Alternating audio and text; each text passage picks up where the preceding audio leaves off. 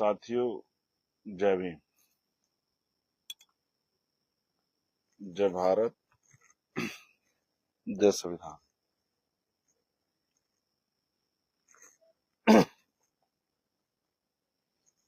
आशा करता हूं कि आप सब अच्छे होंगे और मेरी आवाज आपको आ रही होगी। प्यारे साथियों, एक महत्वपूर्ण लाइव के लिए मैं आपके बीच में हूं और वो जो महत्वपूर्ण लाइव है वो लाइव मैं उस स्थान से कर रहा हूं जहां ऊपर एक शानदार, आप देखेंगे तो बाबा साहब अम्बेडकर की स्टैचू आपको दिखाई देगी। देखिए, संविधान बनाने वाले की स्टैचू के नीचे बैठ के संविधान बचाने की लड़ाई हम लोग लड़ रहे हैं। ये बड़ी महत्वपूर्ण जगह है, देश की संसद है और इस संसद में बिल्कुल जो मेरे सामने परिसर है वो परिसर है पुरानी संसद का। वही पुरानी संसद जिसमें बैठ के बहुत सारे कानून बने, जिसमें राइट टू एजुकेशन भी बना था,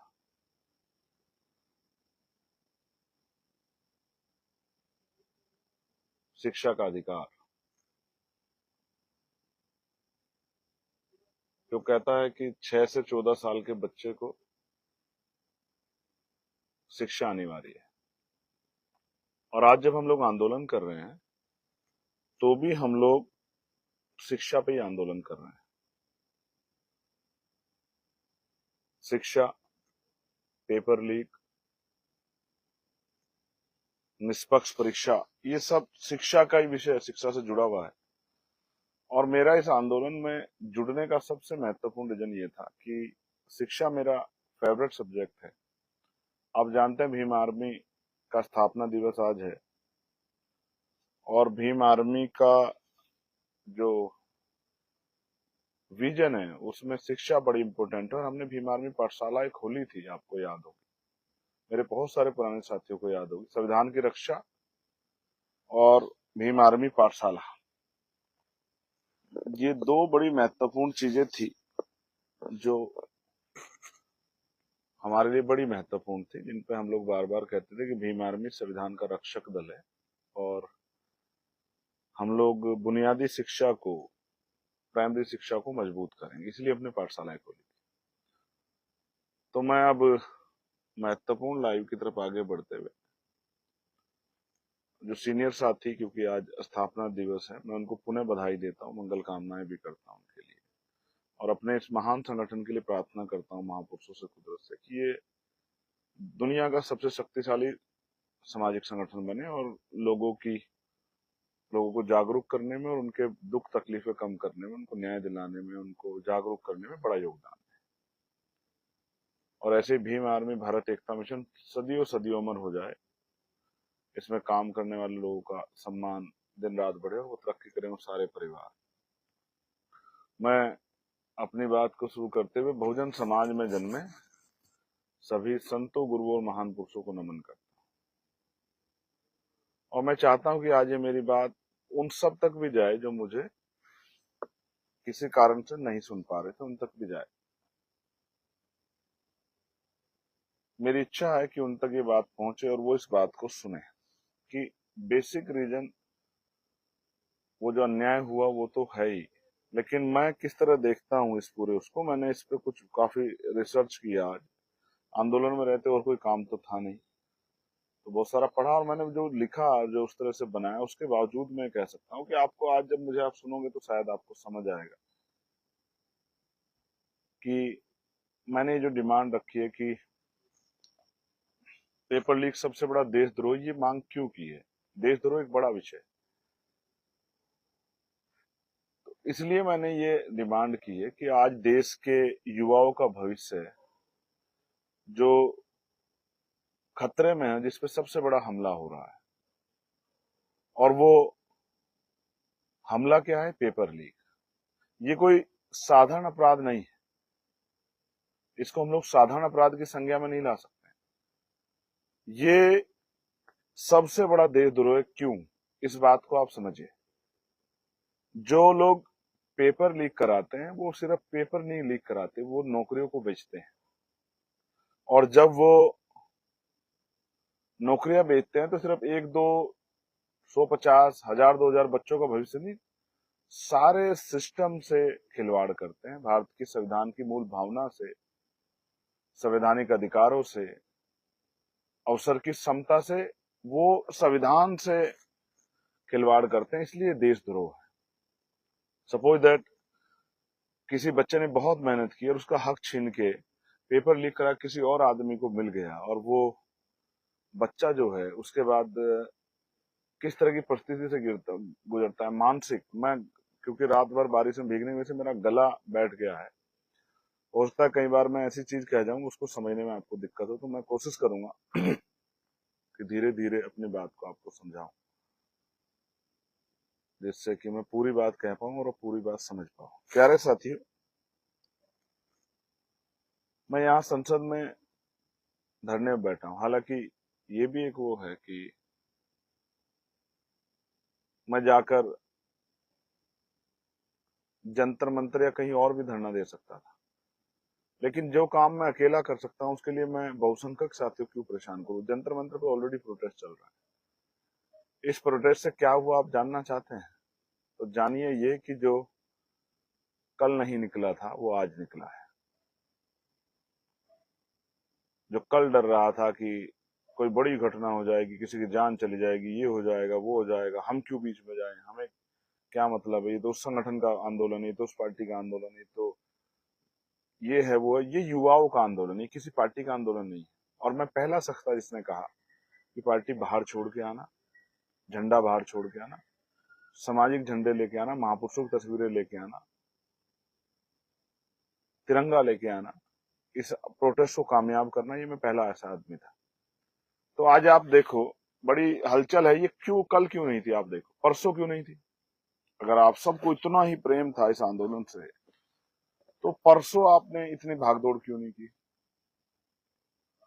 कल क्यों नहीं की जब इतने लोग आए थे? आज क्यों की? क्योंकि कल रात से जिस तरह से ये लड़ाई आजाद समाज पार्टी ने आगे बढ़ के ठानी है, तो हर कोई अब लग गया है कि जो मांगे हमने की हैं और जो इतना बड़ा मोब इकट्ठा हुआ था, उसकी मांग तो आज नहीं तो कल माननी है सरकार को।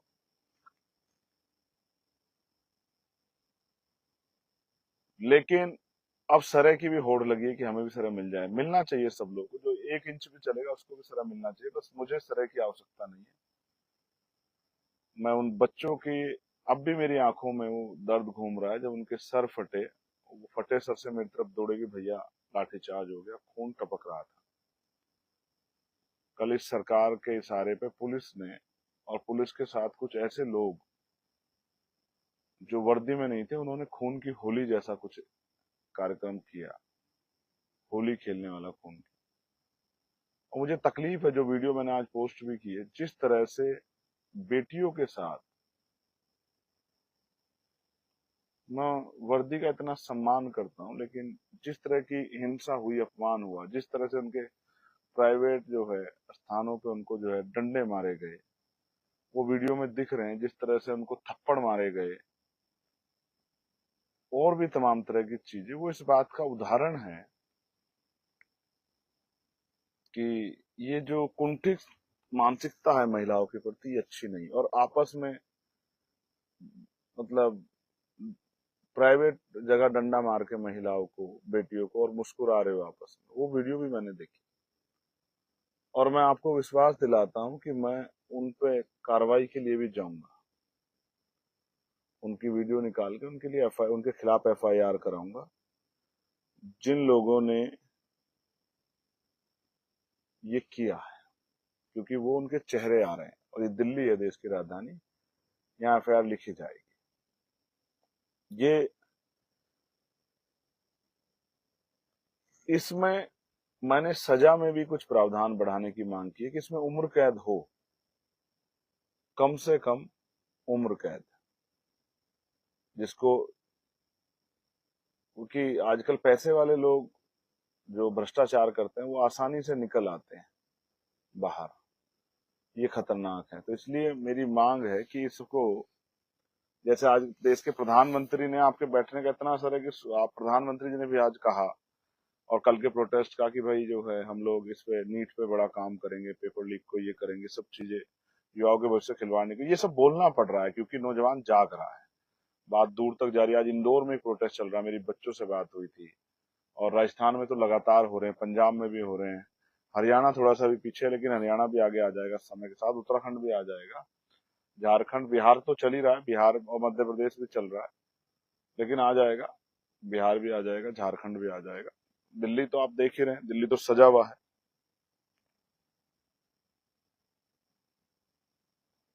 उनको जो सजा है वो, उसमें किसी भी तरह की छूट ना हो, क्योंकि ये एक ऐसा अपराध है जिससे युवाओं का भविष्य, और युवा क्या है, देश की रीढ़, देश की रीढ़ को आप कमजोर कर रहे हैं, जो हम लोग नहीं होने देना चाहते। इसलिए इनकी सजा में कोई छूट ना हो। जैसे आप इस तरह समझिए कि ये हमला कैसे करता है, इससे नुकसान कैसे पहुंचे। जैसे कोई गरीब किसान मजदूर परिवार है, उसका बेटा तैयारी कर रहा है, दिन रात मेहनत कर रहा है सुबह शाम, और माँ बाप भी अपने हिस्से का पेट काट के उसको दे रहे हैं कि चलो भाई आप तैयारी करो, बिल्कुल मत घबराओ, किसी चिंता मत करो, कर्ज ले रहे हैं, जमीन गिरवी रख रहे हैं, और तमाम तरह की चीजें कर रहे हैं जो भी उसकी आवश्यकता अनुसार है, जिससे कि उसको दिक्कत ना आए। उसको अगर गर्मी लग रही तो एसी की व्यवस्था करा रहे हैं, और जाने आने में दिक्कत है तो मोटरसाइकिल की व्यवस्था करा रहे हैं, रोज तेल की व्यवस्था करा रहे हैं पूरे। और अगर वो कहीं रह के काम कर रहा है तो बकायदा जो है उसके रहने के कमरे की व्यवस्था कर रहे हैं। वो सारी चीजें करके दे रहे हैं कि ये बच्चा जो है उसको दिक्कत ना है, क्योंकि माँ बाप ऐसे ही होते हैं। और माँ, गरीब परिवार ये सोच रहा है, वो मजदूर किसान परिवार, कि भाई कल मेरा बेटा डॉक्टर बनेगा या एक्स वाई जेड, कोई भी पेपर लीक हो जाए, डॉक्टर, इंजीनियर बनेगा, वकील बनेगा, जज बनेगा, आईएएस बनेगा, आईपीएस बनेगा, पीसीएस बनेगा, कुछ भी उस तरह की डेजिग्नेशन जिस पर जाएगा वो, और खुश है, सपने देख रही है माँ की, जितनी बन के आएगा उस दिन मेरे गरीबी के दिन बदलेंगे, चूल्हा हटेगा, गैस आएगा, मेरे कमरे में भी एसी आएगा, मुझे कहीं घूमने का मौका मिलेगा, इसकी बहन की शादी है, ये कुछ मदद करेगा, हाथ बटाएगा, तो इसके पिता का भार कम होगा। ये उनके मनों में सपने चल रहे हैं। बहन के मन में भी चल रहे हैं कि अगर भैया कहीं अच्छी जगह कामयाब हो जाएगा, या भाई के मन में चल रही है कि बहन कामयाब हो जाएगी तो वो आगे उसकी पढ़ाई में, उसके रोजगार में, उसके लिए कुछ रोज व्यापार करने में कुछ हाथ बटाएगी। तो एक दूसरे से सपने कनेक्ट है। पिता के मन में भी सपने हैं कि मैंने पूरी जिंदगी मेहनत करते करते काट दी, अगर मेरा बच्चा कामयाब हो जाएगा तो मैं भी अब इस शरीर को जो थक गया, बूढ़ा हो चला है, तो भाई मैं भी अब आराम करूंगा थोड़ा सा, और तीर्थ तीर्थ जाऊंगा घूमने, कहीं रिश्तेदारी में समय दूंगा, या कुछ घूमूंगा फिरूंगा, मतलब जीवन के कुछ अच्छा समय बिताऊंगा। और अचानक से पता लगता है एक दिन आपको कि पेपर लीक हो गया है। अब वो जो सारा सपना, उस बच्चे का भी सपने होते हैं, कई बार प्रेम विवाह के सपने होते हैं, कई बार और बहुत सारे सपने होते हैं, कई बार अच्छी जिंदगी जीने के सपने होते हैं, कई बार गाड़ी और तमाम तरह की चीजें लेने के, अच्छा घर बनाने के सपने होते हैं, बहुत सपने होते हैं। और सपने से आगे भी सपने होते हैं, वो सारे सपने खत्म, वो सारी मेहनत बेकार, और मायूसी छा जाती है पूरे परिवार के ऊपर। और वो बच्चा जिसने, हो सकता है पिछले कुछ दिनों पेपर की वजह से सो के भी ना देखा हो, परिवार ने किस तरह कष्ट सहे हो, अब वो टूट गया है बिल्कुल कि भाई ये तो गलत हो गया, बहुत अच्छा पेपर हो गया था, ये बहुत अच्छी तैयारी थी, अब दोबारा मुझसे नहीं होगा, इतनी रातें नहीं जाग सकता मैं एक साथ, इतनी मेहनत नहीं कर सकता, वो टूट गया है। और ये दर्द एक परिवार का नहीं है, ये लाखों करोड़ों परिवार का दर्द है जो मैं आपसे बयां कर रहा हूं। जैसे खाली नीट के एग्जाम को देख देंगे तो 40 लाख बच्चे। इसलिए ये बात मैं आपके सामने रख रहा हूं कि हम जो, ये जो सुसाइड हुए हैं 21-22 जो सुसाइड हुए, कैसे हुए सुसाइड, क्या कारण हुआ? क्योंकि उन बच्चों में निराशा आ गई थी, आशा नहीं बन पा रही थी। लग रहा है कोई दूसरा अटेम्प्ट है, कोई तीसरा अटेम्प्ट, नहीं भाई अब नहीं करूंगा, अब नहीं हो पाएगा, गलत हो गया भाई, अब नहीं मेहनत कर सकता, ये तो हर बार का काम है, 24 में लीक हो गया, 26 में लीक हो गया। इसलिए मैं बार बार कह रहा हूं कि इसके जिम्मेदार शिक्षा मंत्री, ये जो परीक्षा की जो पॉलिसी है, परीक्षा नीति है, वो अच्छी नहीं है। मैं चाहता हूं धर्मेंद्र प्रधान इस्तीफा दे, मगर सिर्फ धर्मेंद्र प्रधान इस्तीफा ना दे, उनके साथ साथ सरकार एक अच्छी परीक्षा नीति बनाए कि हमें वायु सेना का सहारा न लेना पड़े और हमारा पेपर लीक ना हो, बच्चों का भविष्य बर्बाद ना हो। ये लड़ाई साथियों नौकरी की लड़ाई नहीं है, सिर्फ ये न्याय की लड़ाई, इसलिए मैं इस लड़ाई के साथ खड़ा हूं। और आपको याद है जो बच्चे वहां रहे होंगे, मैंने उन पर बहुत गुस्सा किया था, लेकिन उनको आज मेरी बात याद आएगी, क्योंकि वो उन बच्चों में नहीं थे या उन पीड़ाओं से बच गए होंगे जिस पीड़ा का सामना कई बच्चों को निर्दोष होते हुए करना पड़ा। सरों पे लाठियां पड़ी, सर फूट गए, टांगे टूट गई, हाथ टूट गए, कपड़े फट गए, अपमान हुआ है, और इस तरह के गलत जगह गलत तरीके से डंडे जो हैं मारे गए हैं, कीले लगे हुए डंडे। वो जब घर जाएंगे तब उनको एहसास होगा कि वो रुकना नहीं चाहते थे, कि हमें मार्च करना है। और मैं देख रहा था आगे पूरा पैक है, और मैं उनसे हाथ जोड़ के अपील कर रहा था कि बैठ जाओ बच्चों। लाठी, उनको लाठी लगी हुई थी, मुझसे कह रहे भैया पीट दिया है, पीट दिया है, चोट भी दिखा रहे, खून भी दिखा रहे। तो मैं उनसे कह रहा कि आप घर से चले हो ना तय करके कि हमें लड़ाई लड़नी है, हमें अधिकार लेना है, हमें इस्तीफा चाहिए शिक्षा मंत्री का, हम उन परिवारों के लिए मुआवजे की मांग करनी है। तो ये सोच के आए, तो ये भी तय करके आए लाठी लगेगी, तो अपनी व्यक्तिगत लड़ाई मत लड़ो। व्यक्तिगत लड़ाई लड़ो, क्या करोगे, पुलिस से आमना सामना करोगे, कानूनी कार्रवाई कर सकते हैं, आमना सामना नहीं कर सकते। दूसरा, अगर हम आमना सामना करेंगे तो हमें गोली भी मारना आसान हो जाएगा। इसलिए मैंने कितनी बहनों को डांटा, कितने भाइयों को डांटा, वो पानी के लिए तड़प रहे थे, मैं देख रहा था उनकी तरफ, उनकी आंखों में भूख और प्यास। और कितने कई बच्चे ऐसे रहेंगे जो भूखे रहेंगे। मैं गुरुद्वारा के साथियों का धन्यवाद करता हूँ कि उन्होंने, हम लोगों ने भी प्रयास किया था कि वो लंगर की व्यवस्था करा दें। उन्होंने ये भी कहा था कि पानी की व्यवस्था करा देंगे, अगर आप बड़ा सा टब ले आओगे तो हम पानी की व्यवस्था भी करा देंगे। मैं उनका, उनकी श्रद्धा भाव का धन्यवाद देता हूँ, सेवा भाव का। लेकिन सच ये है कि वो पूरा बंद था, हम लोग मजबूर थे, लेकिन हम आपका अच्छा चाहते थे कि किसी बच्ची को चोट ना लगे, उसके जीवन में कोई इस तरह की स्थिति ना बन जाए, आंख पे चोट, आंख चली जाए, कोई हाथ को नुकसान हो जाए, कोई पैर को नुकसान हो जाए, उसके भविष्य में उसके सपने कुचले जाए।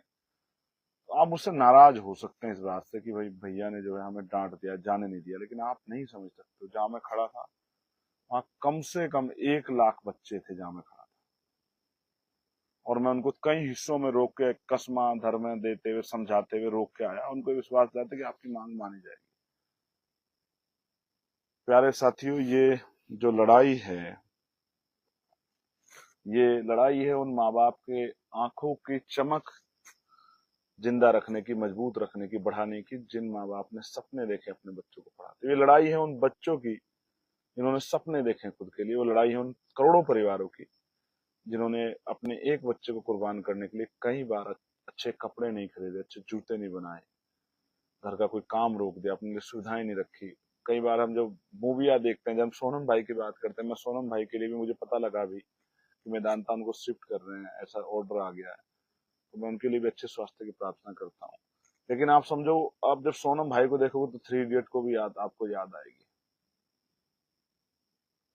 और मैं 3 इडियट का जिक्र क्यों कर रहा हूँ, क्योंकि आप देखो कि एक पिता जो है, फरहान नाम का जो करेक्टर, उसके फादर जो है चाहते हुए इंजीनियर बने, और वो उसके लिए किस तरह से एक एक पैसा जोड़ के, और दूसरा जो राजू है उसका करेक्टर, और वो उसकी बहन की शादी से लेकर, मिडिल क्लास परिवारों का यही हाल है। गरीब परिवारों के तो और भी बड़े सपने हैं कि बेटा कामयाब हो जाएगा तो शादी की, बेटी की शादी की व्यवस्था, घर की व्यवस्था, गाड़ी की व्यवस्था, ये सब कर लेगा, वो हीरो बन जाता है उनका।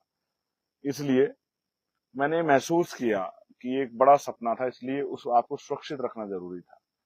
ये दोनों किस्से, फरहान और राजू का, आपको बता सकते हैं कि मिडिल क्लास परिवार किस तरह सर्वाइव करते, क्या क्या सहते। अब इम्पोर्टेंट बात क्या है, मुझे बार बार जंतर मंतर की जगह जलियांवाला बाग याद आया, उन लाठियों से जो बच्चों को पड़ी थी। मैं केंद्रीय गृह मंत्री जी से कहना चाहता हूं कि उनको, अगर ये आपने लाठी चलवाई है तो ये अच्छा नहीं किया आपने। ये भूलेगा नहीं नौजवान। और अगर आपके संज्ञान में नहीं थी तो जिसने चलाई है उन पर कार्रवाई कीजिए। दोनों तरफ फैसला आप ही के हाथ में। लेकिन देश का नौजवान आज देख रहा है आपकी तरफ कि आप क्या कर रहे हैं।